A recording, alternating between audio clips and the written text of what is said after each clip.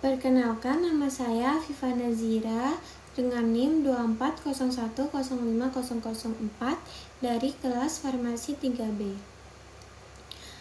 Jadi pada video kali ini saya akan membahas mekanisme reaksi alergi dan bagaimana obat bekerja menargetkan jalur tersebut. Kita akan melihat bagaimana histamin, prostaglandin, leukotrin dilepaskan dari sel mast, serta peran masing-masing mediator dalam menimbulkan gejala alergi seperti gatal, kemerahan, dan bahkan reaksi anafilaksis. Melalui penjelasan ini, kita akan memahami dengan jelas target reaksi obat mulai dari antihistamin, antagonis leukotrin, hingga obat dengan efek anti-PAV. Mari kita mulai pembahasannya dari tahap awal aktivasi mast cell. Pada reaksi alergi, mast cell melepaskan berbagai mediator yang memicu gatal, inflamasi, hingga reaksi alergi berat. Mekanisme ini dapat kita bagi menjadi tahap utama. Untuk tahap yang pertama yaitu mediator yang disimpan dalam granula seperti histamin dan triptase segera dilepaskan begitu mast cell aktif.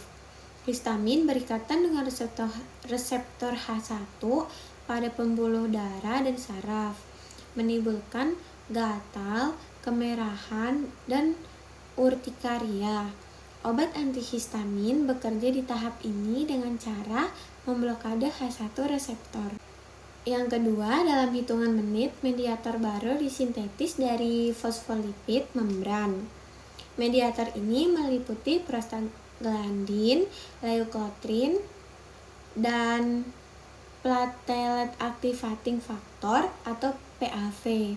Semua zat ini memperkuat respon inflamasi dan menarik sel imun ke jaringan. Antagonis leukotrin, misalnya montelukast, serta antihistamin generasi baru dengan efek anti-PAV dapat menghambat tahap ini. Ketiga, mediator jangka panjang mulai terbentuk melalui transkripsi dan translasi gen seperti sitokin dan kemokin. Mediator ini membuat inflamasi bertahap lebih lama dan berperan pada alergi kronis.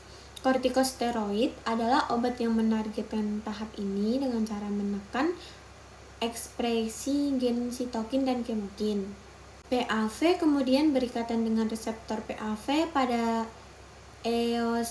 eosinofil, neutrofil, dan monosit. Hal ini mengaktifkan serta mengarahkan migrasi sel-sel imun tersebut sehingga menimbulkan inflamasi yang semakin kuat dan berkepanjangan. Antagonis PAV reseptor dapat menghentikan proses ini. PAV juga berikatan dengan reseptor PAV pada sel endotel pembuluh darah.